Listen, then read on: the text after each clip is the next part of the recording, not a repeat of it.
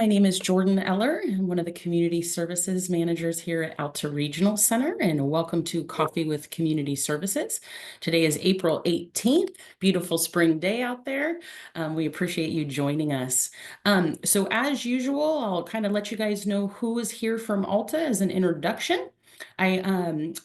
And also to note that John Decker is at a conference today, so he will return next week. If there's any questions that we're not able to address, we will get that from him and update you guys afterwards. Also hosting today is Michelle Duchesne, Community Services Manager. Good morning, Michelle. I see we have Odelia on. Odelia is one of our community services specialists that oversees our residential services. And good morning to Boyd Smith. Boyd Smith is in our QA department here in the Community Services Department. And good morning to Tom Casper, working with our day program and adult services. And thank you. And I also see Christine Hobbs, one of our vendor coordinators. Good morning, Christine. And Alondra Cruz, also in our Community Services Department, serving with Michelle Duchesne. And good morning to Shauna Frost. Shauna Frost helps with our day programming. And good morning to Janice Rhodes. Janice Rhodes in my department, our specialized court liaison. Good morning, Dana. Dana is an adult service court client services manager. Good morning, Dana. And of course, Michael Mercado, our deaf of hard of hearing specialist. He will be going over the sign of the week in Deaf Culture 101 momentarily. Good morning, Jason Scantleberry. Jason is one of our leads here in the Community Services Department. And good morning to Jessica. Jessica's in Helen's unit working on our clinical services. And Miss Marty Easton is also with our Community Services Department. She is with an HCBS specialist. I'll be hearing a little update too from that team on how things are going with HCBS. And Samantha Lynn. Samantha is part of our SIR and mortality review committee process. So good morning to Samantha. And I see Miss Beverly Lim. Beverly Lim is in Helen's unit working with our behavioral services and probably a variety of other things. Good morning to Christy Iwasa. Christy Iwasa is our transition specialist, helping folks step down out of highly restrictive settings. And good morning to Jolana. Jolana is also in community services working on residential. We have Jaslyn. Jaslyn helps in Helen's unit. She does DME and I think environmental accessibility, right? Yeah. So good morning, folks. I also see that Rhonda Phillips is on, our housing specialist. Good morning. Good morning to Mason. Also in Helen's unit. Hi, Zach. Zach is John's executive assistant. I see Miss Christy Schaefer. Good morning, Christy. She's one of our specialized CPP resource developers. And we have Miss Alicia. Alicia is also an HCBS specialist. And good morning to Hubert. Hubert is our emergency response coordinator in my unit. And then we got a big crew today. I like it. I see that Isabel is on. Good morning, Isabel, working on residential services in Michelle's unit. And that is the folks I initially see. So I will go ahead and pass it over to Michael for Deaf Culture 101. Michael, I am going to pin you so everybody can easily see you. But you have the floor. Thank you so much.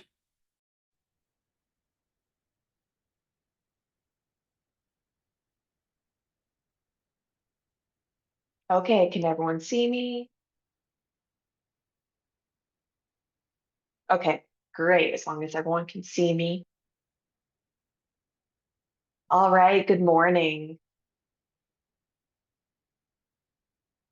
So some of you reached out to me and said you wanted more signs for holidays. So I was like, okay, sure, let me add some vocabulary for that. We'll still do, we'll focus on Easter. So we have 3 signs. It's going to be basket. The second one will be search. And hide. All right, so our first one is basket. Pretty easy. So you're just going to use your hands and make the shape of a basket. Our next one is hunt or search, interchangeable. So you're going to use your dominant hand. You're going to make a C. And then you're going to do a circle motion in front of your face, like your eyes are looking around, like you're searching for eggs.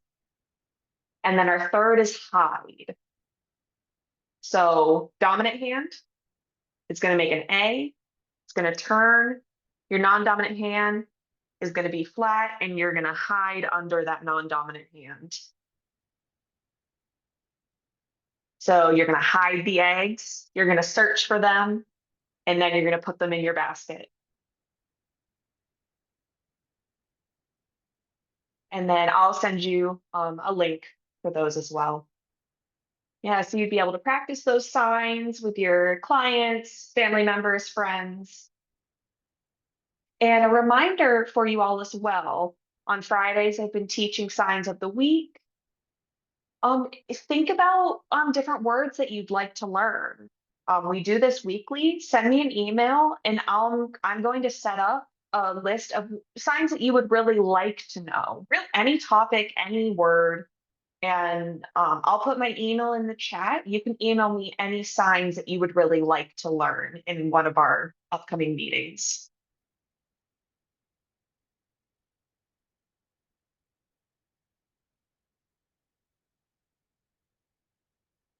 Okay.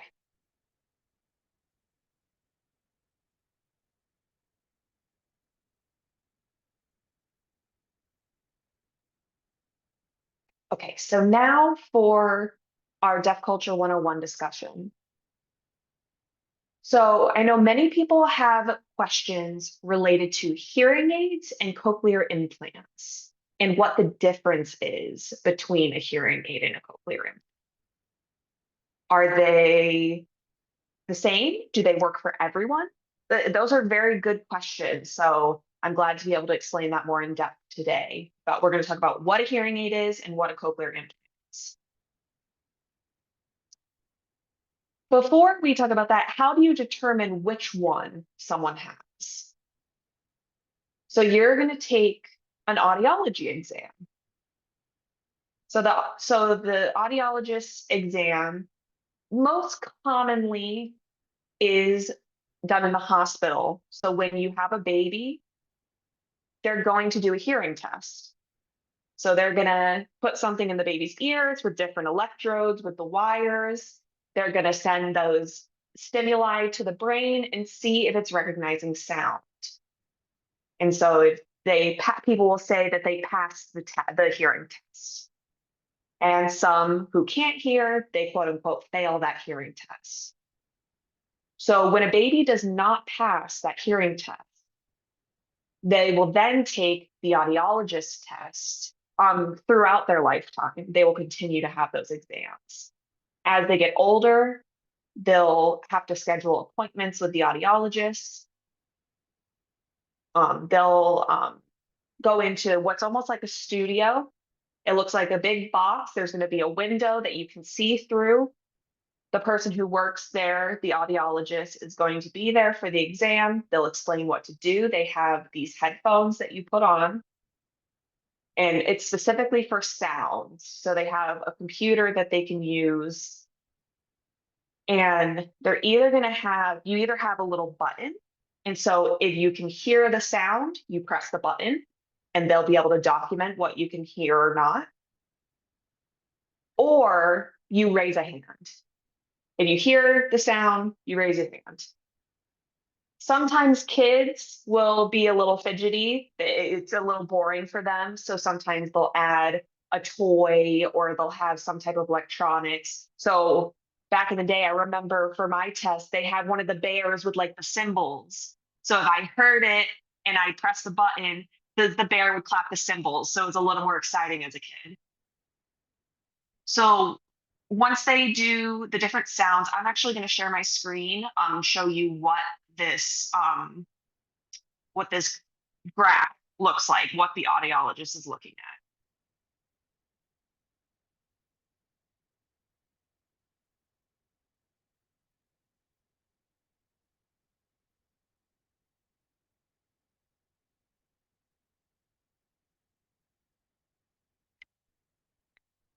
Making sure the interpreter can still see me and the audiogram. Okay, so this graph is called an audiogram.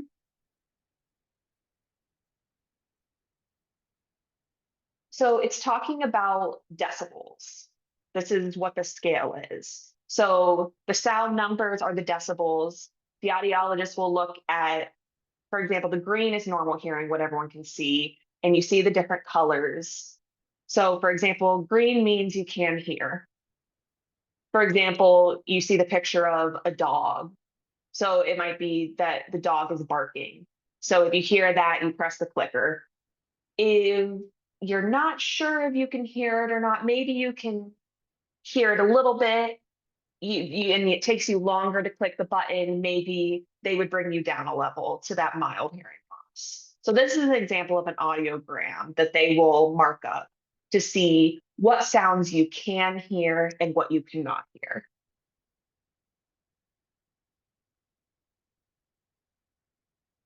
So for someone who's deaf and hard of hearing, there is such a wide range. Some are profoundly deaf. They can hear absolutely nothing. And then some, they can hear something if it's very loud. And it might depend on if they can recognize a sound or not. Some can recognize specific sounds. Others can hear it, but they cannot, they don't know what it is.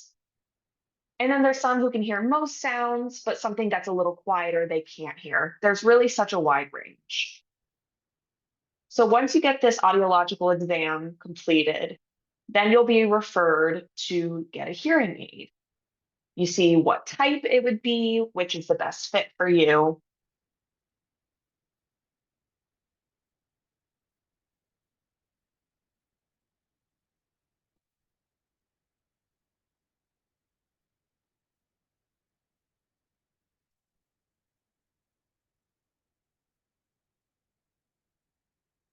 Okay, so we see the hearing aid here.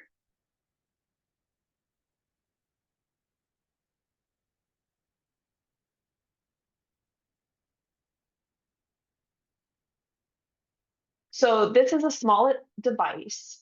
So it's going to wrap around your ear and sit behind your ear. So this hearing aid will make things louder. So how this works, they pick up the sound. So this is my hearing aid.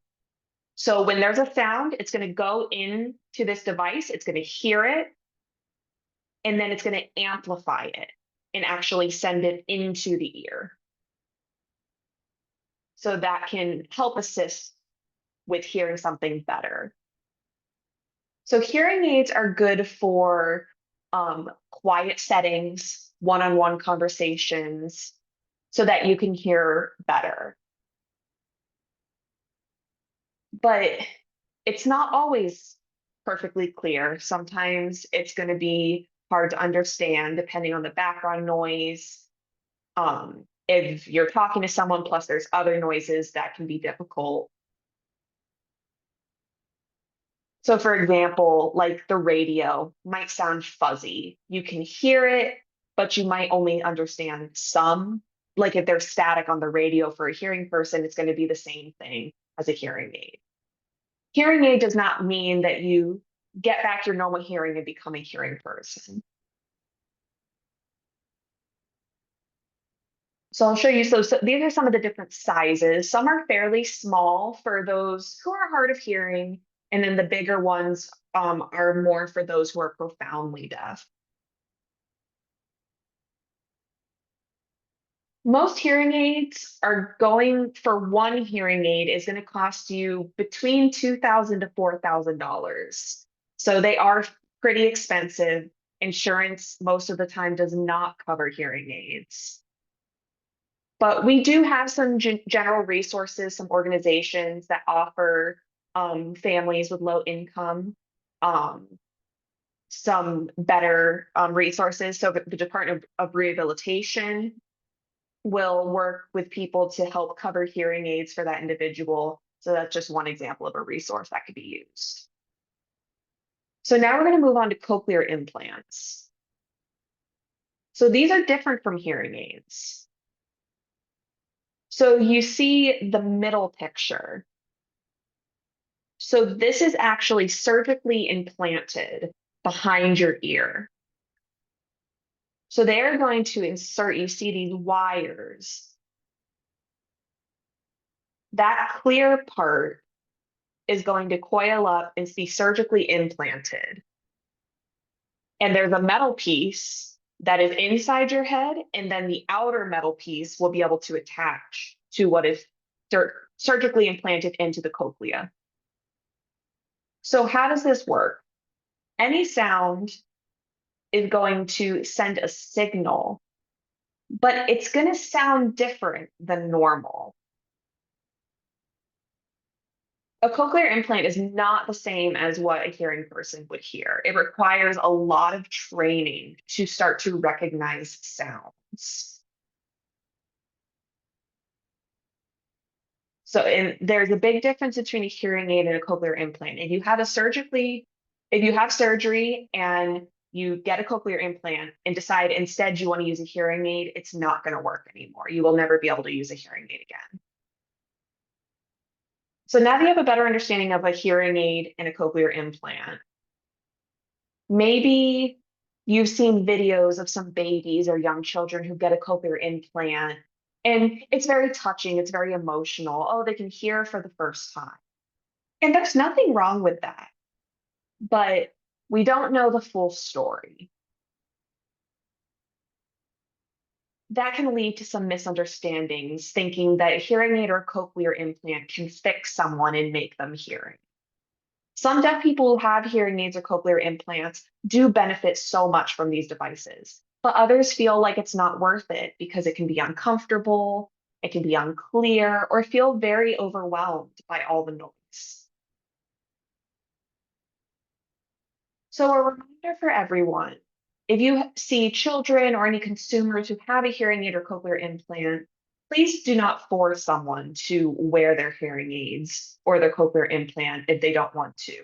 Or maybe they might need some breaks. So for an example, imagine if someone forced you to wear VR goggles. Would you be able to wear VR goggles all day?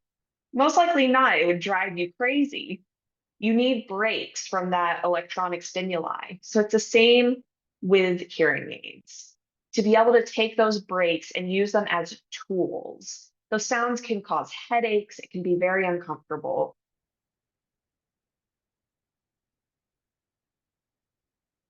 So with hearing aids or cochlear implants, again, those are tools.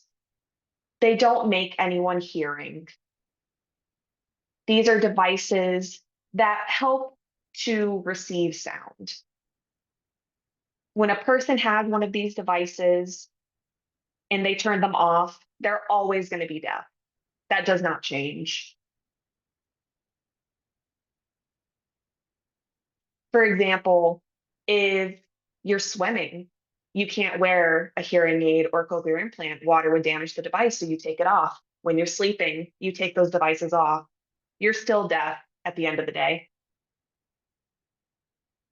But we really want to encourage people who have deaf and hard of hearing children to make sure they have full access to ASL. Does not matter if they have one of these assistive devices. This does not replace full language access.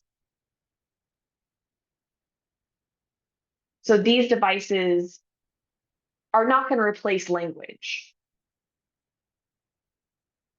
There's some research that shows children who have one of these hearing devices and are trained in American Sign Language and oral communication, they pick up language much faster than someone who just tries to focus on spoken language. So ASL really gives early access to communication and helps to support a strong language development and foundation. If you combine that with speech, that can be beneficial as well. That's completely fine as long as they have both. And it can be amazing to be able to provide two languages to that child. So now that you have a better understanding of what these devices, a hearing aid and a cochlear implant, look like, we want to continue to do early language development and make sure everyone has access to American Sign Language. So that's it for Deaf Culture 101. And I really want to thank you all for listening to the discussion regarding these assistive devices. If you have any more questions or would like more information, please reach out to me. We can have a meeting. If you need any resources, feel free to reach out. Okay, our next thing is going to be last week we briefly mentioned about the Michael, emergency. 1 second, I'm sorry. I know we have a super impacted agenda for today, and I really want to allow the time for the emergency card discussion. So I think that we're going to have to push that to next week, if that's okay. So we give it the time it Sure, sure. deserves. Perfect. Thank you, Michael. Great. Yeah, thank you so much, Michael. Yeah, and if anybody has questions, don't hesitate to put those in the chat or reach out to Michael, like he mentioned. Super interesting information. Thank you so much, Michael. Okay, and I'm going to remove that pin for him.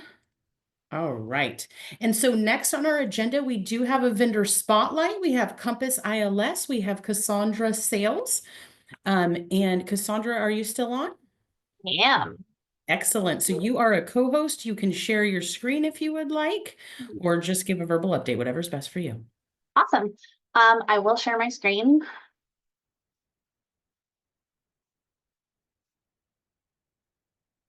And we are seeing that. Awesome. Okay, so I am Cassandra Sales. I'm the ILS Program Manager for Compass. I'm really excited to talk to you all today. We are the new kids on the block at ACRC, so I'm very excited to make new friends. But I wanted to introduce us, tell a little bit about our story, because we do serve quite a few other regional centers as well. And I have been doing ILS for quite a while, so I'm very excited to introduce us to the rest of you. So these are our two leaders. One is me and one is Melanie. We currently serve clients in ILS and CFS, and we're in the process of SLS as well at ACRC. We do serve in SARC, RCEB, Far Northern, and Redwood Coast as well. ILS has been a part of the Compass organization since 2010, so we've been around for 15 years, and I joined the team shortly after that. So we have a great support team at Compass as well. We have life coaches that are our field staff, and then we have facilitators in the office as well. Currently, our office is in El Dorado Hills. We are going to get a second office in the northern Sacramento area as well. Our mission is 3 words, which is dreams, direction, destiny. We also are a big fan of QR codes, so if you want to scan anything, you're welcome to learn more about us. But we believe strongly in dreams. We go after dreams with clients. We also go after dreams with our staff too, because to best support our clients, we need to be the best version of ourselves as well. So whether that's exploring education or traveling or health goals or anything like that, we work alongside everyone that we support to make sure that we are living a life full of purpose. And so our mission is dreams, direction, and destiny. I do have a video. I hope it plays and I hope you hear it. If not, I can add it to the chat afterwards and you guys can watch it later, but I'll see if I can make sure that you guys can hear it. Great. What are your dreams? I'm talking about the ideas and desires that fuel the electric current you feel when you ask this simple question, what if? What if I did this? What if I went there? What if I became, and you fill in the blanks. Dreams are meant to fill us with joy and passion. They're more than just wishful thinking. They're those determined moments when we dare to hope, when we begin to believe there's more for me. Every dream needs some direction. Direction's when you say, I'm in, let's do this. It's the chase, pursuit, the hard work that you put in to making your dreams a reality. It's no secret. We all know life can be difficult and dreams don't just happen on their own. You've no doubt experienced where there's a dream, challenges are sure to follow. But we think those challenges are actually adventures in disguise. And direction means embracing the adventure, confronting the challenges, and seeing your dreams unfold. When you begin to dream and you begin to take steps towards them, a special thing happens. We call this destiny. It's when those dreams and direction unite to show you what you're really made of. When you find a purpose worth fighting for, a life to be proud of. Destiny means I found where I belong. I know who I am, and I'm not giving it up. We think it's as simple as that.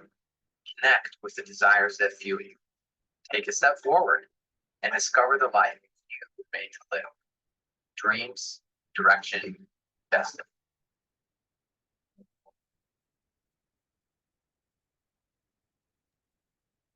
I did want to share our core values as well. This is who we are as people on the best day. So we celebrate community. We love community. We love loving people as they come too. So the freedom to be exactly who they are and work alongside of them. Excellence is also one of our core values. We believe strongly that we need to hold ourselves to a high standard so that way our clients can get the service that they deserve. We also celebrate generosity. We actually have an entire generosity fund this year where people can make proposals to help others when they need it. And so that's been a really fun thing that we've been working on as well, and honor and trustworthiness and faith. This is, like I mentioned, this is our year of generosity. We just finished up one challenge, which was we challenged everyone in our community and those that we knew to go take a bag of trash and clean up your favorite park. So that way we can make our areas that we like to frequent a little safer for everyone. That was a really fun thing that we did. We also have an entire group that gets together and it's called the Community of Dreamers. It's a place for clients to kind of share with each other what they're working on, cheer each other on, and chase after their dreams as well. We are huge on community. We love community events. So we have a lot of different things that we do on an annual basis. We take an annual retreat. Clients and staff are able to sign up if they want to. Last year we went to Disneyland. That was a big adventure. We also go to camp on a regular basis. There is an inn in Trinity County called Carville Inn, and we've made that an annual event where we go have camps. Anytime someone comes and joins our team, we have a welcome wagon, which is a couple clients and staff get together and make sure that we welcome them into our community so they feel a part of our community from the get-go. One of the things that we actually started during the pandemic was town halls, virtual town halls. Every other month, our CEO and CFO get on and kind of tell the clients, you know, this is where Compass is going. These are the things that we've done. They have a little Q&A with them as well. So it's an opportunity for them to learn and have a bigger voice in our community as well.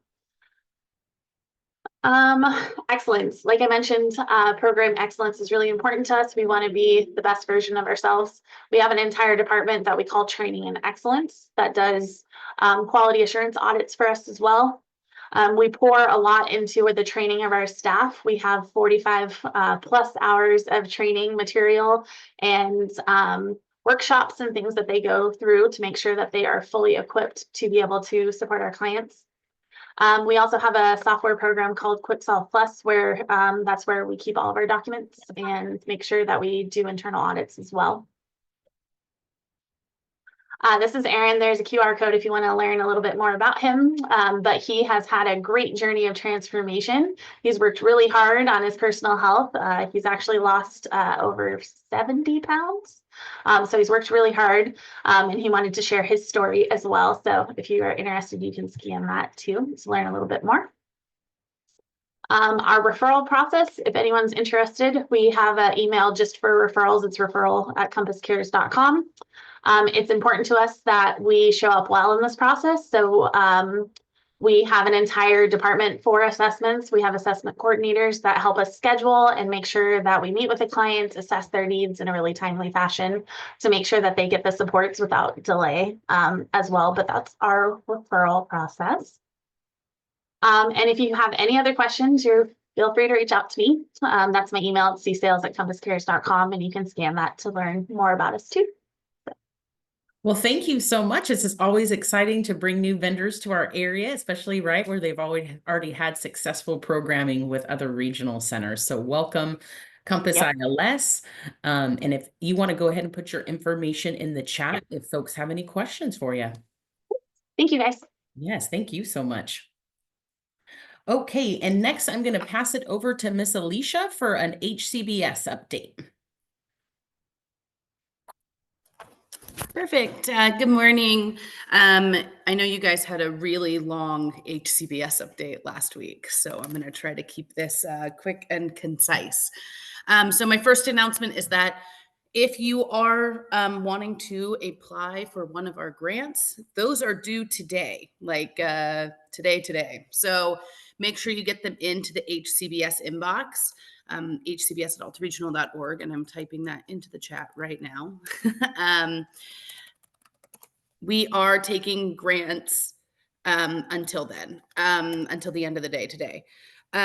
We've gotten, I don't know, 50 grant proposals so far.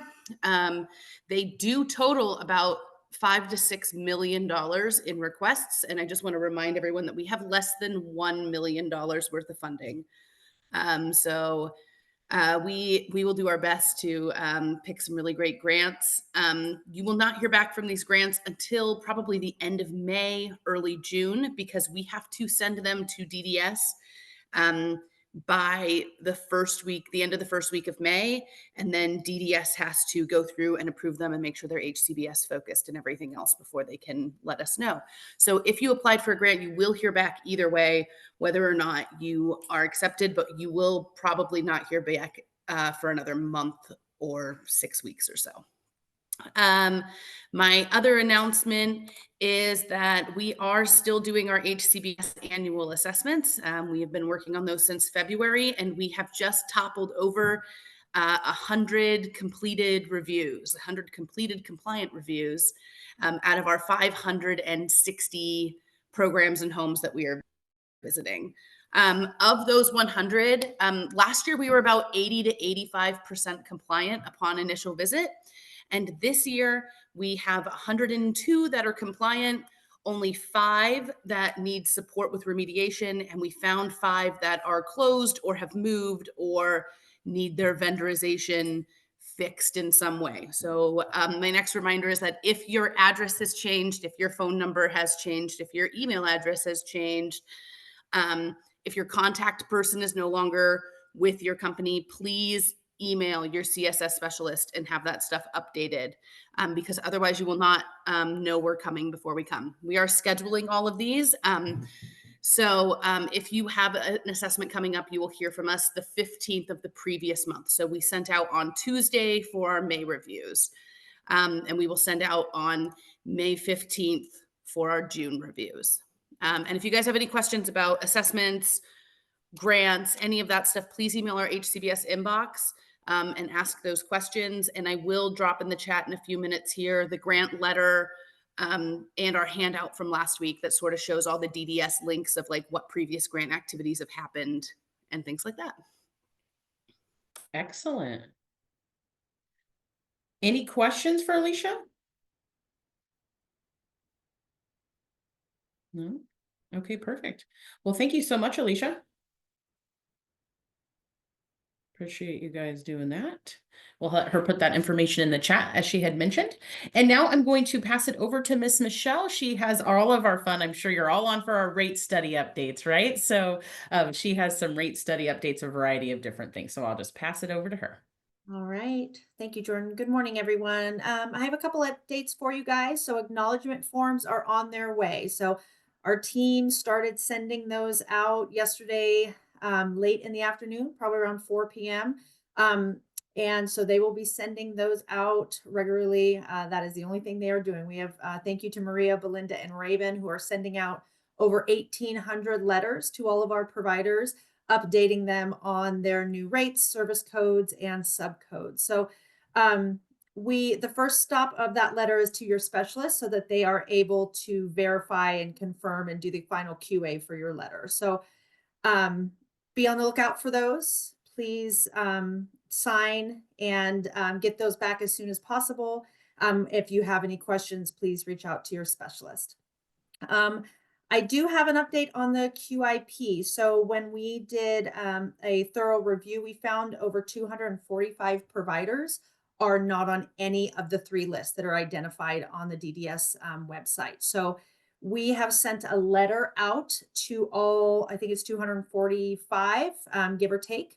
We've sent an email, out to all those providers that were not on any list, recommending that you please, based on the deadline of May 30th, that you please email the DDS, and I'll put that link in the I'll put the link in the chat as well. But emailing DDS, letting them know your vendor name, your vendor number, and contact information, and requesting that they provide you a link so that you can register for the provider directory. So just a reminder, for all of our service providers, regardless of QIP eligibility, every service provider needs to be registered for the provider directory by the deadline of May 30th, or the department is advising us to suspend billing effective July of 2025. So if you have any questions, if you get that email and you just want some further clarification, please reach out to your specialist. For our 875 providers, John let me know he is out at some directors meetings, but he messaged me and let me know that according to DDS, they are sending out a survey again to all of our 875 providers. They said today, I would say today or maybe Monday or Tuesday, expect that. And they are really asking, it's a survey for you guys to fill out to recapture your costs. So just an update, keep an eye out for that. I think I'm the next agenda item, Jordan, for the lump sum. Is that correct? That's correct. So let me share my screen. I just wanted to let you guys know. So we did get, are you seeing the directive, Jordan? It just popped up. Yes. Perfect. So we did get a directive yesterday, and it's just really addressing the provider lump sum. So I'll also put this in the chat for you guys to review. So as you remember, as we were doing the provider directory, there was a lump sum that was tied to getting those on early prior to the deadline of November 30th. So they are letting us know that they will be providing us a list. I checked with accounting yesterday. We have not received that list yet, but we should be, because we are expected to issue these incentive payments within 90 days of this directive. And I'll put this link in, it won't let me do it right now. As far if I select it, it'll kick me out. But if you, right here in this correspondence, if you want to know how much that lump sum would be, this is the same correspondence that was in the initial directive regarding that, which was issued in September of 2024. But I'll put this in there so you guys can click this correspondence link, and you'll be able to see, based on how many how many vendor numbers you have, what that lump sum will be. And if you made it by the deadline of November 30th. So I will provide that to you guys. Does anyone have any questions, or is there any questions in the chat? I don't see any in the chat. Okay. But yeah, anybody, if you guys, any vendors have any questions, we have time. If please feel free to chime in and unmute yourselves if you guys do. Okay. All right. Thank you, guys. All right. Thank you. Go ahead. How will the DSP survey, yes, the DSP survey 2023 payments issued. I have to connect with accounting on that. So that's something that we can get back to you on. Perfect. Thank you so much, Michelle. And then I want to pass it over to Jen Bloom, our Director of Client Services. She's going to give us an update on an upcoming community meeting. I am. Good morning, everybody. Thanks, Jordan. I'm going to, and Jordan, I thought of another thing I could promote while Perfect. I love have this wonderful group. So first, I just want to share and remind everyone we have quarterly community meetings that we hold, and our next one is coming up on May 7th from 11 to 12. And I want to share my screen so you can see the flyer. I'll put this link in the chat. This is available on our website. Are you seeing my screen? Okay, awesome. So this is a community meeting. It's open to anybody. It does not require registration. We have usually a loose agenda that we put in place, kind of similar to what we're doing here, where we have a few things that we want to announce. And then at the community meeting, we also open it up for any comments or questions that individuals from the community have about regional center services. And that meeting again is going to be on May 7th from 11 to 12. And we'd love to have more attendance at these meetings. So this is on our website, and just want to share that out for everybody. We hope that you spread the word and attend yourselves. It's open to regional center staff, vendors, families, stakeholders, and more. So that's the first thing I want to share. And then next, it is performance contract time. So what is that? Every regional center has a performance contract with the Department of Developmental Services. And in that performance contract, there are public policy measures that are identified by the state. So these are not areas that Alta says we're going to focus on, though they are in line with a lot of our focus areas, such as housing and employment, and residence type, and reducing purchase of service inequities. So the performance contract is aligned with a lot of our core initiatives, but the specific measures are put forth by the Department of Developmental Services. And every year we review this performance contract and we seek input on how we can meet the goals identified in the contract. So we call those planned activities. So we are having a few opportunities where we're going to be discussing the performance contract. One of those is going to be at the community meeting I just mentioned. So we'll be talking about it there. But here's a flyer that's on our website, being translated into multiple languages. Here's a link to our performance contract right here, where this little yellow arrow is.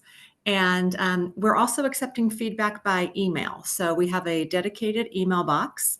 It's called Performance Contract Feedback at altaregional.org. It's a long one, but we're going to be holding these public meeting opportunities to share information and to seek your feedback. So really, we're looking for ideas about how we can increase the number of people who are living independently, or increase opportunities for our clients to work in competitive employment, et cetera. So there's a slew of items in the performance contract, but really we're going to be talking about these. We'll do a broad overview and just want to know any ideas you have for enhancing our performance in those areas.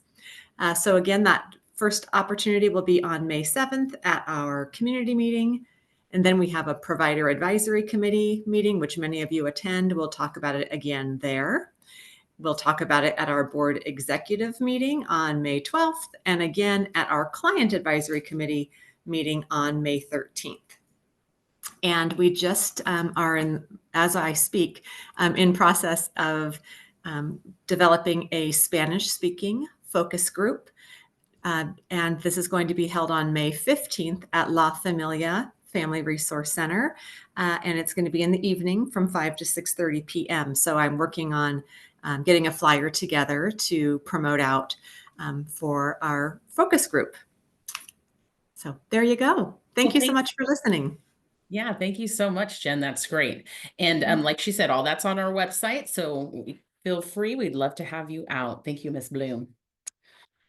Okay, and then for the remainder of the time, I just want to give a few updates. I'm actually going to share my screen. You guys seeing that okay?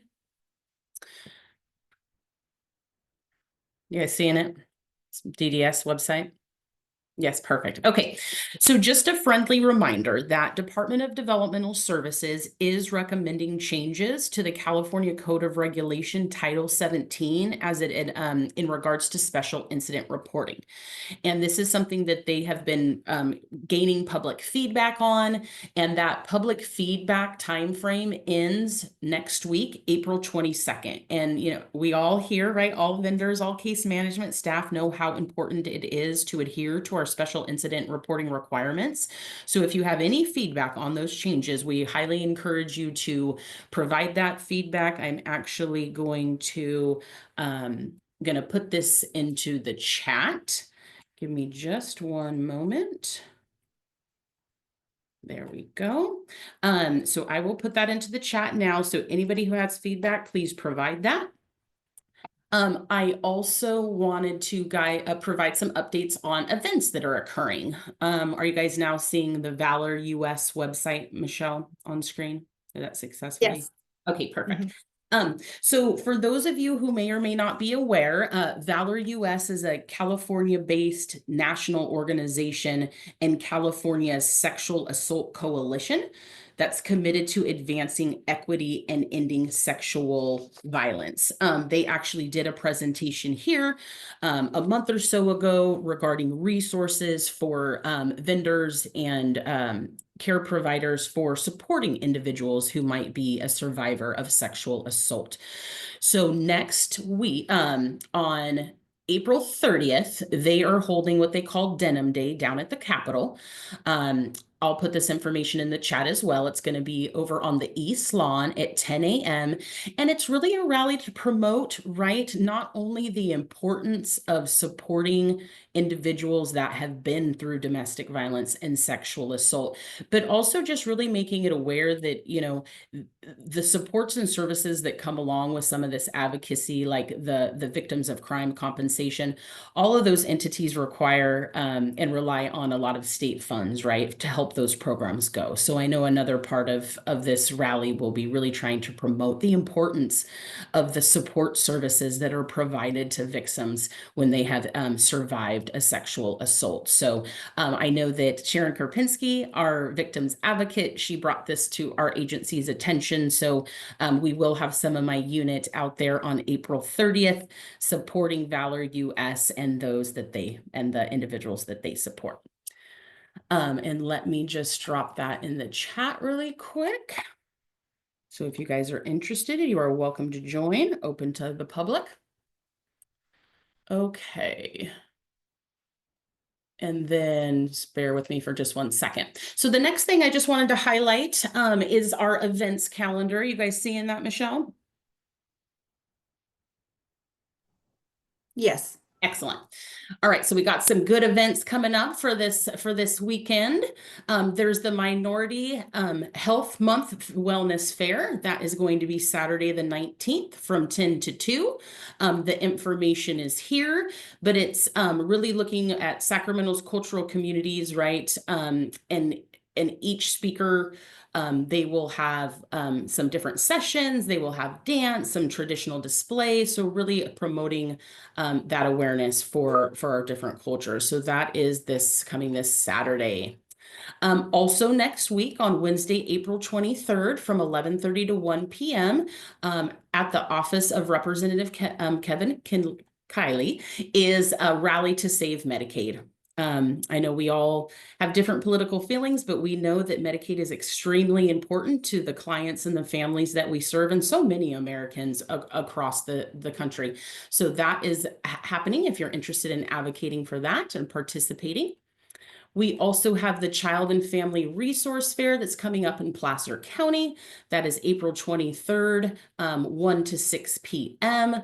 You know, giving people an opportunity to learn about resources that are available for children and family through Placer County. They'll have some fun events. It looks like some food to enjoy, maybe some hygiene products and supplies to share. So please feel free to attend that and get more information here on our website. We also have the Dia del Nino. This event is free for children and book day celebration, right? They're gonna have art and crafts and music, books and raffles and more. And we are gonna have an event table at this event. So that is coming up April 25th. We also have the Artism Sensory Friendly Art Exhibit. That's going to be Saturday, April 26th from 11 to 4, celebrating the amazing talents of artists that have that might have ASD, right? And that really create their own artwork. So please, this is going to be at Luther Burbank High School out off of Florin. And as Jen mentioned, right, the community meeting. And I'll just mention one more here that they are having a wellness fair. This is Placer for Mental Health. That is going to be Thursday, May 15th from 12 to 6. So just know that you guys are always have these access to these resources here at outtoregional.org events calendar. Lots of good stuff going on.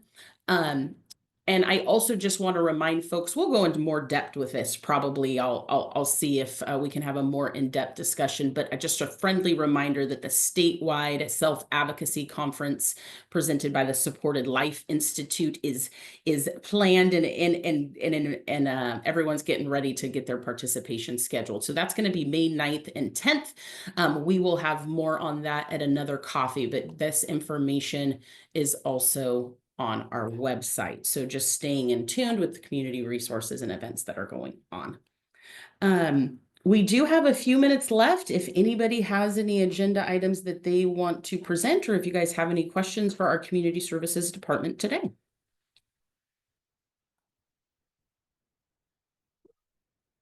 All right, and I'm not seeing anything in the chat. So I just appreciate all of your guys' time today and for joining us. For those of you who may celebrate Easter, I hope you have a nice Easter weekend. It's beautiful weather out, so I hope you guys have a good weekend. Thank you so much. Bye-bye.